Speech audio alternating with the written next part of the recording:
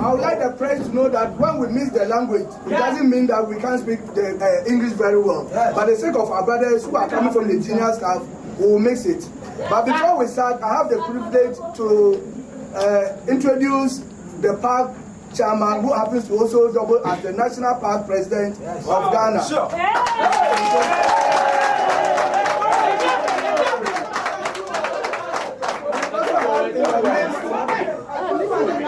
Charles Esa, who is the General Secretary, National Paag.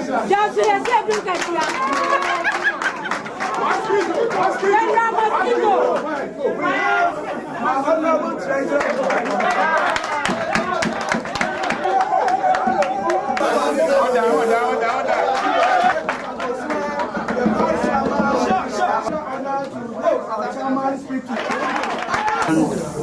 It has become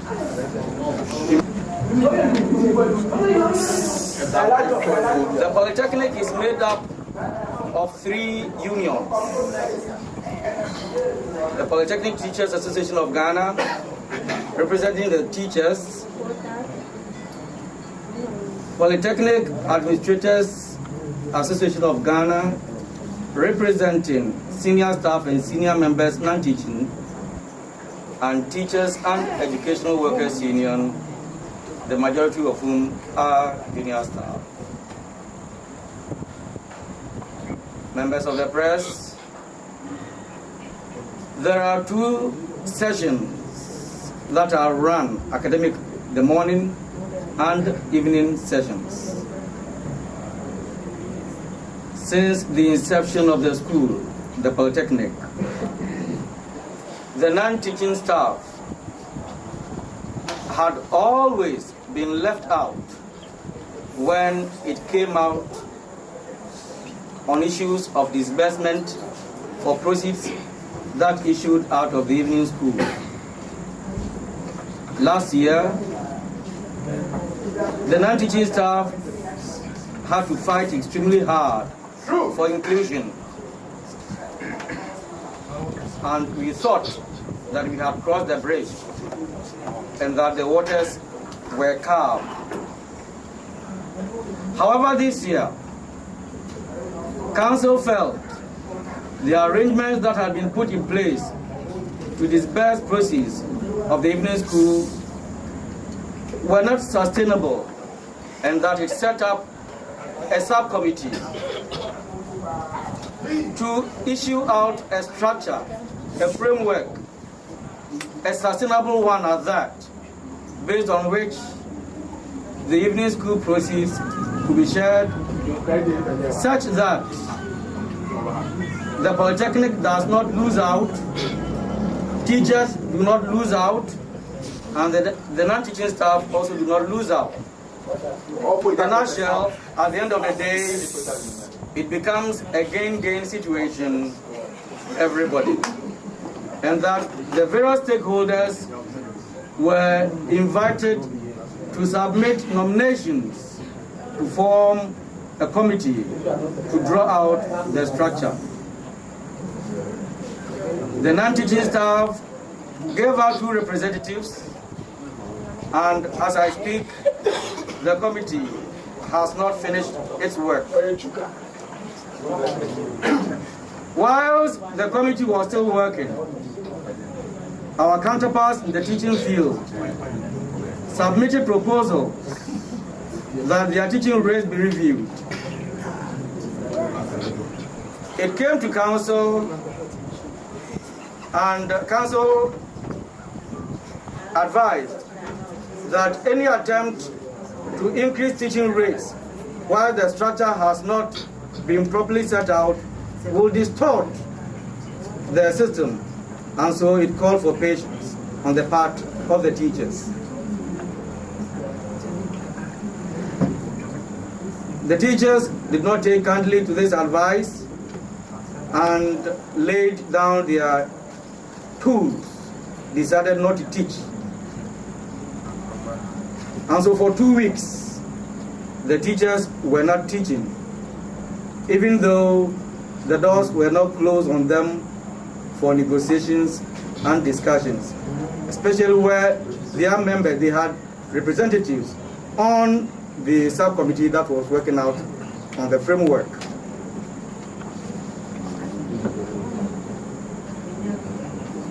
The students who were losing out because their teachers were not teaching also threatened demonstration, pushed to the wall.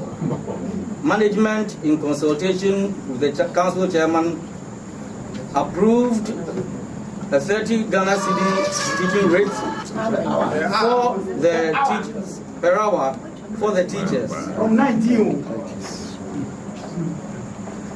This came as a surprise to the non-teaching staff because council had called for patience from all stakeholders.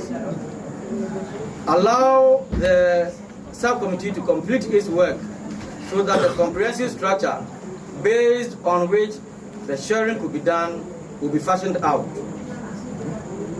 I must say that the approval of the 30 Ghana cedi hour for the teachers was done without consideration of the interests of the non-teaching staff. We quickly drew attention of management to this fact and informed management that we cannot and we shall not be party to any conclusions that would arise out of the subcommittee's work, since already, without the report of the subcommittee, management, in consultation with the council chairman, had agreed on rates for the teachers. We were invited by management, and arrangements were put in place, gentlemanly. And we asked that just as was done for our colleagues, the same arrangement be done for us, children of the same father.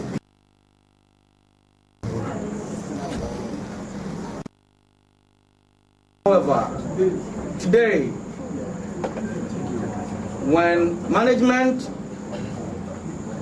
put forward proposals to council that the rates and the percentages that were used for last year be used whilst the committee takes time to complete its work, was put before council,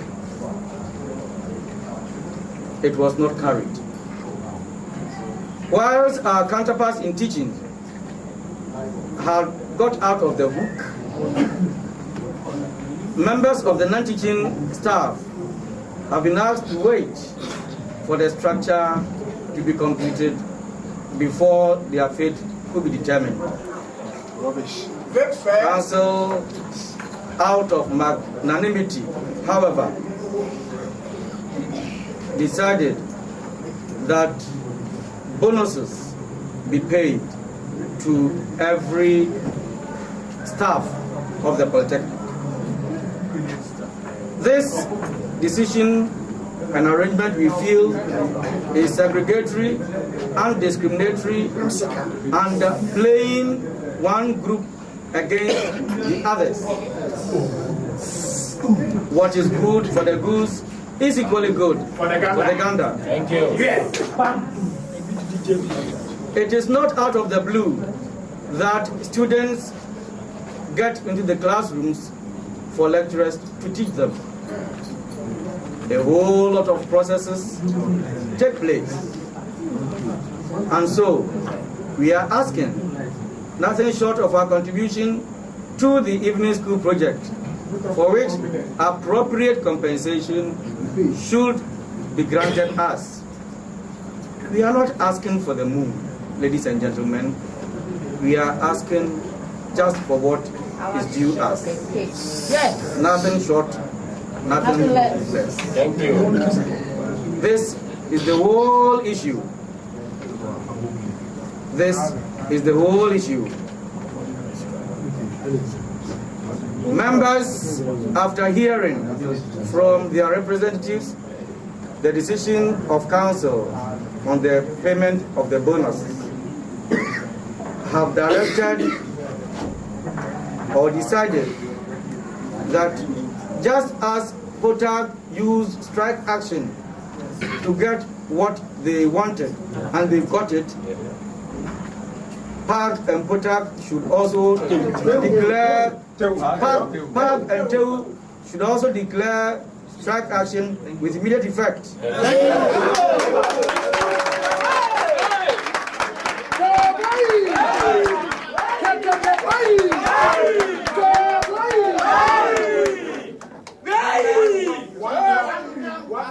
Members have expressed their deepest regrets at council's decision and regrets that council could take such a decision without taking the concerns and interests of the non-teaching staff. For the second time, that any time that non-teaching staff have had to ask for anything, they have had to use unorthodox means to get what they want. This, we think, and that they implore the council to see all the unions in the Polytechnic as their children and not favor one group over the others. This, members think, is unacceptable and they cannot tolerate it. ladies and gentlemen of the press, members of Tewu and Paag hearing gathered, I pause here, and if there are any questions, they would.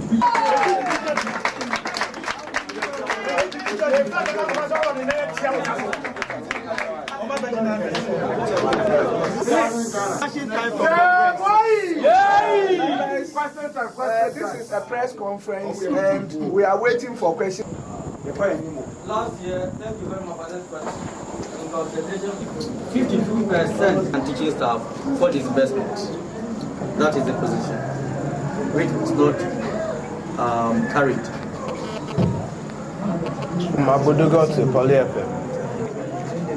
Right, relative to the evening school project, as long as the issues have not been conclusively addressed. Mind you, Paag, our counterparts, have been taken out of the whole scenario and granted what is termed a temporary arrangement.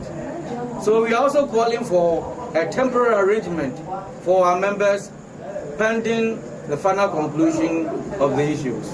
Okay, Pat. Because that's the story we hear around transition. You have Paag following suit. The issue is that the country has to be dissolved. That's all. Why? Why? Because they are not championing our positions. Yeah. So to me, the country has to be dissolved. To you? Yes. Okay. Please, members. Let's go and eat.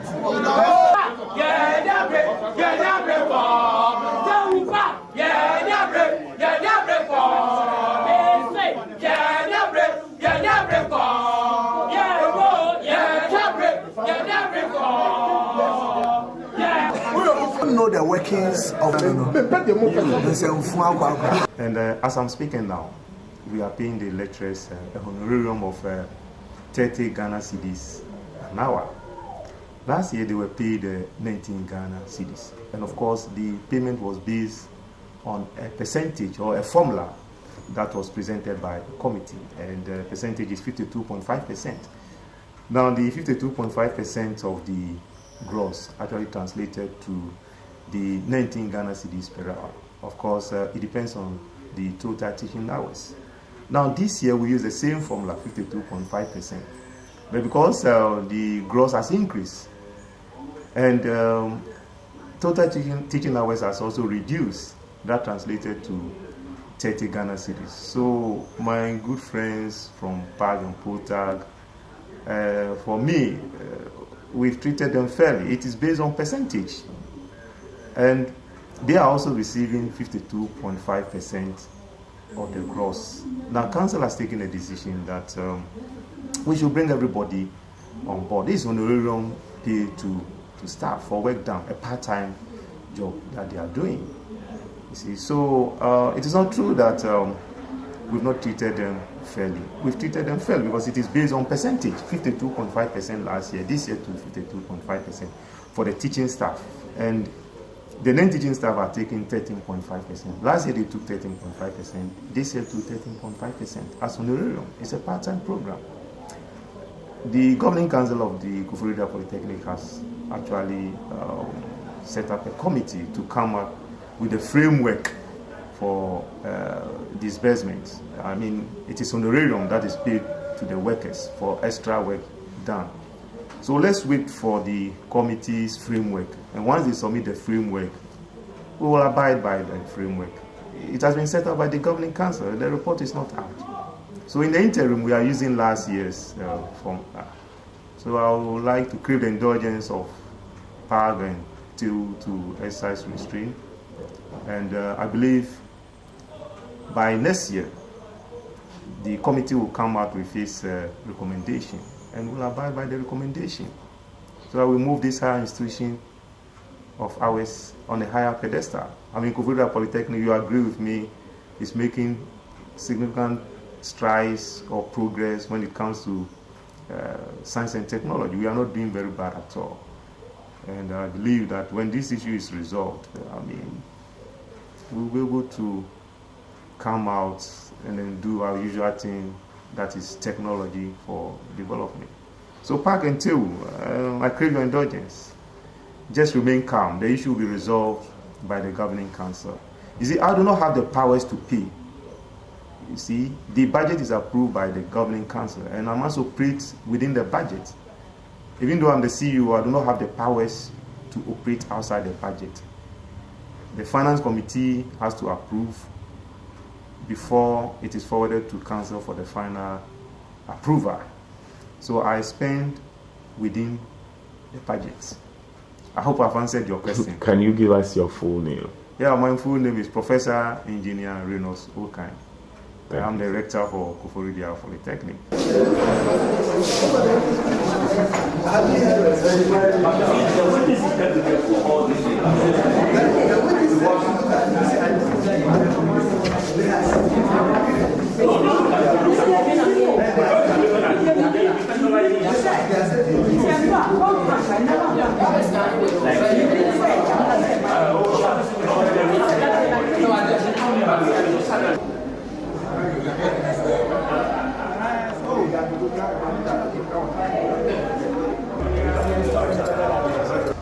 Really?